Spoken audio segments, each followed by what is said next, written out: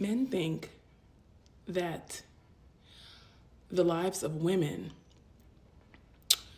are to be lived as though it is an audition to be chosen by them, because they believe that it is their right, their entitlement to have access to women. And therefore, anything that threatens the access that they feel they will have to women, they will have a problem with. I want you to watch this video. I believe women when they would say that men are intimidated by their education or how sophisticated they are, the things that they like to do, their hobbies. And I was like, nah, there's no way. And I think it's because of the position that I'm in. Then I realized men are actually insecure about women having passport stamps, reading books, exercising, being active. And for me, it's just, I do all those things, so it's so far removed from me. But I realized, like, men are jealous of the fact that I do that, even though they have the opportunity to do the same exact things. And man, ladies, I feel bad for y'all, because it's like majority of the guys in the world, they don't read, they don't exercise, they don't develop themselves, they're not self-improving, they're not listening to podcasts and trying to become a better person. So yeah, the dating market really might be scarce for sophisticated women. Wow. I love when men come to the realization that women have always been talking about amongst themselves. So the reason why they get upset, or they feel, sorry y'all, that's my neighbor's baby tripping. They think that women are supposed to be sitting untouched, waiting, for them to come up a certain age when men can kind of just line them up and just pick from them. And as they're picking from you, they need to ensure that you were following certain rules that they had for you before they met you. And it is a reminder that you lived your life. The reason why they are offended or upset about women who go on trips and go on vacation is because men think, like I said, that your life is supposed to be an audition to be selected by them. They think that you are supposed to be following their rules before you even know that they existed. This is the reason why they care about body count also. This is another reason why they care about body count. It's from a controlling point of view. I want to know, I asked you your body count because I want to know, did you follow my rules? Were you following the rules that I had set for you before you even knew who I was and before I even knew who you were? So the reason why they get upset about women going on trips is for the exact same reason, right? They want to decide what you consume your life doing, enjoying, being. So when they see that you have when they see that you have, countries that you visited in your highlights, they're offended by that because she's been living her life. How dare you be living your life and, doing probably, they assume that, it's probably likely that you were here with, another, a romantic partner, right? That it was an intimate trip. It does not satisfy the things in their mind that they make up. You mean to tell me you weren't waiting for me? I mean, like, you weren't waiting for me to pick you? You just was out here enjoying your life because it's your life? Don't you know that your life is mine? Don't you know that your entire life, you're supposed to, like, literally be spending it waiting for a man to come and, like, choose you? How dare you? Some people are really fucking stupid. God damn, there's a lot of stupid bastards walking around. Well, ma'am, understand that women control access to sex and men control access to marriage. Who wants marriage? Women, right? And women want sex and they want a virtuous woman. But the sad thing about it is you are not a virtuous woman. Women today, right? Your American women today are not virtuous women if they have a feminist-like mindset. And all she is doing is proving why marriage rates are low today. Women were the ones who adopted sex liberation. Women were the ones who was pushing that stuff out. Then you had your white woman who came over here and went into the black household, sat over here and told your black women, hey, you don't need this black man. You know that, right? This is all oppression, yada, yada, yada. You see what we are doing with our white men, right? You need to do the same thing with your black men. And guess what, right? The sisters do that. So that's the first time that they went ahead and kicked the man to the curb and they said, you know what, the black man really don't need protection, but us sisters do. Then come the 1980s, right? Your black women said, well, you don't need these black men in the household. Let's go ahead and remove them all together and let's go ahead and get this government assistance. We'll prefer that. And that's what you're starting to see a whole lot more of today, right? Where you're starting to see a lot of women saying, I don't need men. We don't need men, this, that, and the third, but yet they need that government assistance. Y'all saw what happened in November. Man, you have all of these issues going on when it comes down to this food stamps. And who were your main ones voicing their opinions about it? A lot of black women, right? Men too, right? But a lot of black women. So much so that they were over here threatening to jump into stores to take stuff out, right? To take stuff out. And you want to sit here and you trying to make it seem as if men are the problem. With the cart. Ham, mashed potatoes, greens, dressing. It's for all people. I'm not working for nobody. Get the fuck out of here. This is what American taxpayers work for us. They work for me. They gotta help me feed my fucking kids. Get the fuck out of here. You know what I'm saying? Like, don't be doing this now. I've been helping you for a long time. Now you want to tap out. Get the fuck out of here. I want my EBT, yo. I want my EBT. And I'm not working for nobody. I'm fucking rich. What the fuck am I working for? When the government is here to help, come on. Y'all spend all that money to Iraq, Ukraine, that funding all these wars. But when it's time to help the Americans, y'all don't want to fucking help us. I need my fucking EBT, yo. I need my money, yo. I need my fucking EBT. Stop fucking playing with me, yo. We're just gonna steal. Most people on EBT are not going to the store buying a plethora of junk or snacks. They are getting food to sustain themselves. I wasn't playing. You calling this sustain? Are you serious? In a country where we are passing down diabetes, high blood pressure, and future knee surgeries, we got to do better than this. You telling me that y'all can't shop on the outside of the store? Mountain Dew, it's not the new water. They try to push a narrative that black men were happy that black women were going through a struggle, that black women food stamps were being taken away, when it was like, no, right? Y'all are the main ones who sat here and created all of these issues that we see today. Y'all are the main ones that backed that stuff up. In the 1960s, when your black women decided to adopt feminism, marriage rates started to drop and divorce rates started to increase. And why? It's because of women. Women are behind all of this stuff, but yet they want to come on this internet, right? And they want to make it seem as if men are the issues, right? You then pull out a video of a guy who is sitting here saying that, well, listen, man, yo, you got men that are probably jealous of me because I have a passport, because I'm doing the things that they probably can't do. Okay, yeah, we are going to have some guys out here, man, who are haters. Oh, well, just like how you have women who are haters. But the funny thing about it is she ain't going to sit here and pull a video of a woman hating on woman and then say, oh, well, this is all sisters hating on other sisters. Like, no. And see, here's the thing. A lot of guys, especially in the red pill, they're going to disagree with a lot of people that are passport bros, right? And you have a passport bro saying that, hey, well, you know, these guys are sitting over here hating on me. You're trying to then say, well, see, now he's coming to a realization that your black men are jealous, that your black men don't want to see other black men succeed. Well, this is like, no, because there are some passport bros, there are a lot of passport bros who go overseas to go do some off the wall stuff to where it's just like, where I'm looking and I'm like, bro, like that kind of goes against what I thought passport bros do. Like, I thought you were going overseas to go look for some love and yada, yada, yada, but you going overseas to go do this? They would easily say, yeah, he's jealous, but that's what she's trying to point to. And it's just like, man, you are so dishonest and disingenuous. It's sad. But hey, since she probably thinks she's a queen, we got to give her the Jack special. Oh, shit. Turns it around.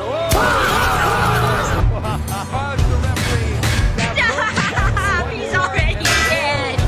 Another one. Once again, guys, women control access to sex, men control access to marriage, and women want that marriage.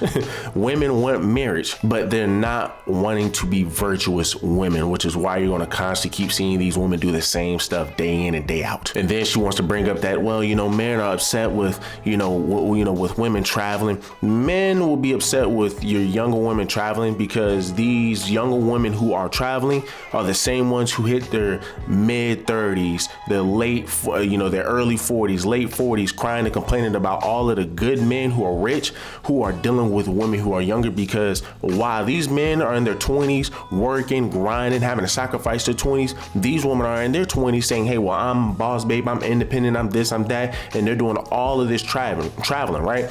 Just becoming more and more hypergamous day in and day out, right? So then once they hit their 30s, they're sitting over here expecting this man to be able to provide a certain lifestyle that they were able to get in their 20s. But guess what? This man not going to be able to do that, right? Well, I take that back. Some men are going to be able to do that, but what experience Or what experience will they be able to share with you if you've already experienced the whole world in your 20s while the man had to sacrifice? So you sitting over here putting your whole online. That's how easy women have it today, that they can put their whole online and make some freaking money. They got a bunch of sugar daddies. They can easily have somebody jump into the DMs. A lot of you women can literally not work and still make it up, right? Make it up to the top. A lot of these women are funded by the daddy's money. A lot of these women are funded by OF. A lot of these women are funded by simps. Come on. Once a man reaches financial stride in his 30s, he's going to want to go ahead and experience life. That's what most men are going to do. That's what most men are doing. They don't really start to experience life until their late 30s, right? But it's like no man wants to sit over here and deal with no ran through woman. And I'm pretty sure she will probably be upset with somebody saying a lot of you women who are out here traveling this, that, and the third are more likely ran through. You little whore, bitch. But let's continue to hear what she got to say. How dare you have been out here like being with other men? You know, like even though I know that you didn't know who I was and I didn't know you. And I've been out here kind of living my life because it's mine. But that's different though. Because your life is supposed to be like an audition, like a resume for me. So like you've been on all these trips without me. Like you've just been living your own life. I mean, like, yeah, I know that you did it because that's what you liked and that's what you enjoyed. But I don't like it though. I mean, you shouldn't be doing things that I don't like, even though you like it. Like, how dare you? That's why they're upset. This is why they're delusional. They're upset about it also too because I have already said this in one of my videos that men view women from a lens of sacrifice and exploitation. So when men are looking at women, they're always thinking, how can I consume her? How am I going to be able to consume this woman? It's for the same reason why certain men do not like children. Like, let's talk about the duality of why men don't like women with children, why women don't like men with young children. Because women know that it is going to be their duty or their job rather to do all of the child rearing, most of the child rearing, right? So if he has any form of custody of those children, the woman is likely going to be expected to do more nurturing tasks, like tasks that involve labor. Women may not want a man with young children because of that reason. When men say, again, we're addressing the duality. When men say that they do not want a woman with children, they're assessing consumption, the amount of consumption they're going to be able to get away with. So when men say, I don't want a woman with kids, it's because he sees those children as a threat to the amount of consumption, the ways in which he's going to be able to consume this woman, the amount of exploitation he's going to be able to get away with. So those children are seen as like a threat. It's from a place of jealousy almost. It's like, you know, I can't consume her as much because she already has other entities who are also going to need to consume her. So that's the lens that they're looking at it from. This is the reason why they have a problem with women who have hobbies. They want to be the ones to give you permission to be happy, to find other things to be happy about, right? They want to give you permission to enjoy your life.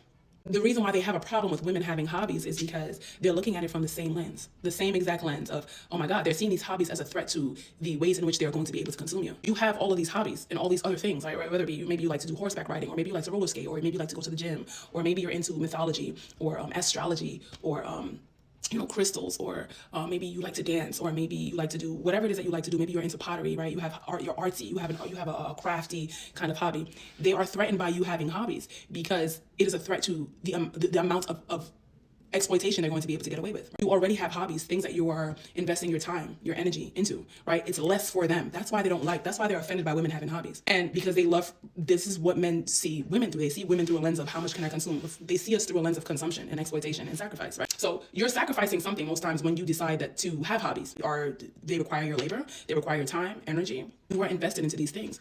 And they just see it as more time that you invest into those things, children alike, is the less that they're able to consume you. That's why they have a problem with that, because that is the space from which men love. And the reason why you as a man feel like they also despise you is because the world revolves around the exalting of mediocre men. Okay? In other words, men's survival, most men, their survival is literally dependent on other men being terrible, okay?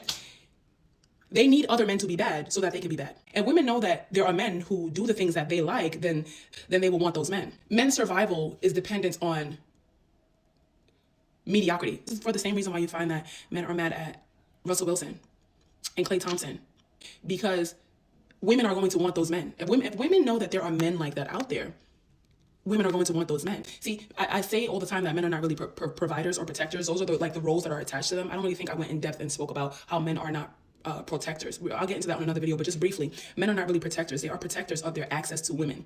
Their ultimate goal is to protect the access that other men have to women. So we can't have you out here just looking like you make sense. Our survival, it rides on the fact that most men do not make sense. So when you are a man who is doing things that a woman might find to be appealing, they resent you for it.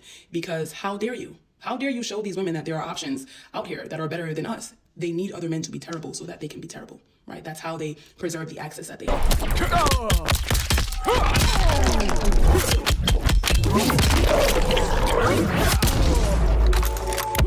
Hey guys, this is a feminist times 10, bro. This is a feminist times 10. And you don't believe me? Just look at what she just sat here and said, right? Look at this video.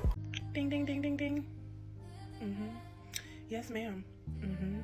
There are many reasons why men care about your body count. Many reasons, and it requires a separate video.